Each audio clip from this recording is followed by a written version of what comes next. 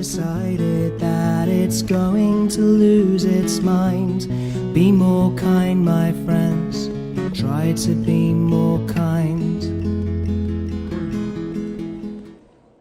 Hi everyone, it's Megan here, and today I'm going to be talking to you about what it's like to live with fibromyalgia.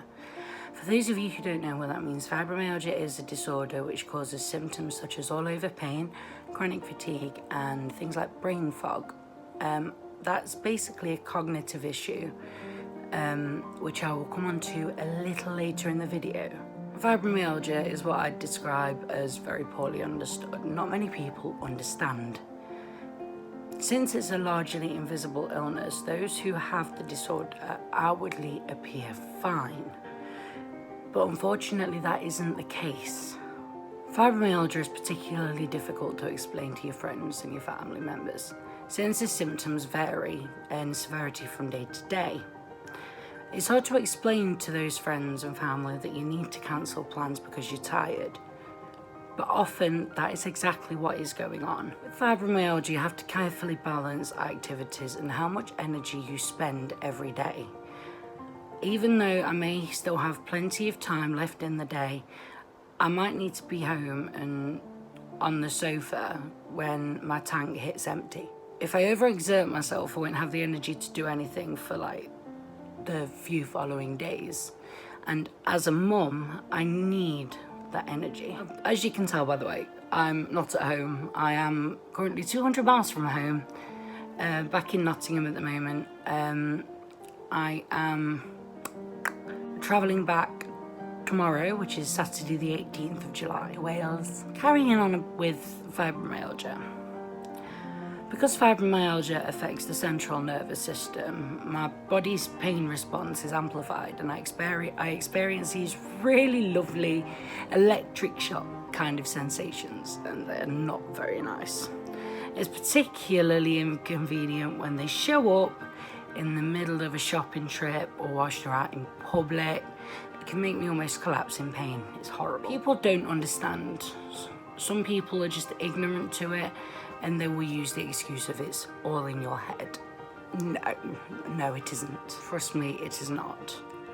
Fibromyalgia is somewhat a mystery disease because no one knows just why it occurs or how to treat it.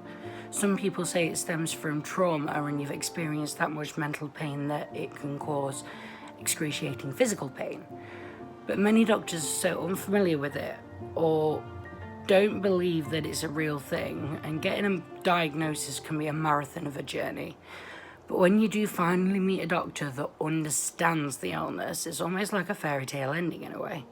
So you kind of feel this overwhelming sense of relief, and I can't count the number of times I've seen a doctor who has simply told me, I don't know what is wrong with you, and then sent me home without a referral or a suggestion of how to find out what's actually going on with my body.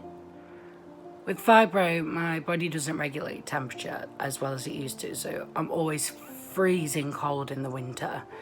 In the summer, I'm unusually cold, and then all of a sudden, bam, heat hits me and I'm sweating, and I struggle to cope with the change of temperature. Unfortunately, even though friends and family know I have fibromyalgia, they can't understand all the time how significantly it does affect my life.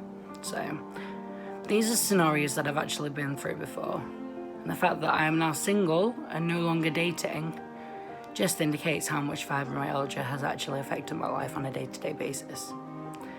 One of the most annoying symptoms of fibromyalgia is what I like to refer to as fibro fog. Some days it feels like you're just living in a foggy cloud of confusion and there's nothing you can do to get yourself together. We're talking things like putting your cereal in the fridge, putting your milk in the cupboard, or forgetting what year it is, and getting disorientated trying to find your way back home on a basic route on the bus that you've caught 100 times before. Fibromyalgia makes life insanely challenging, and it also brings its own strange advantages, like learning to be thankful for the small everyday beauties of life. One thing I am grateful for are my loved ones who truly try to understand how I'm feeling. Even though it's challenging, their empathy makes life a little better. So I hope this video has been informative for you. And remember to stay strong, hit that subscribe button, and always be more kind.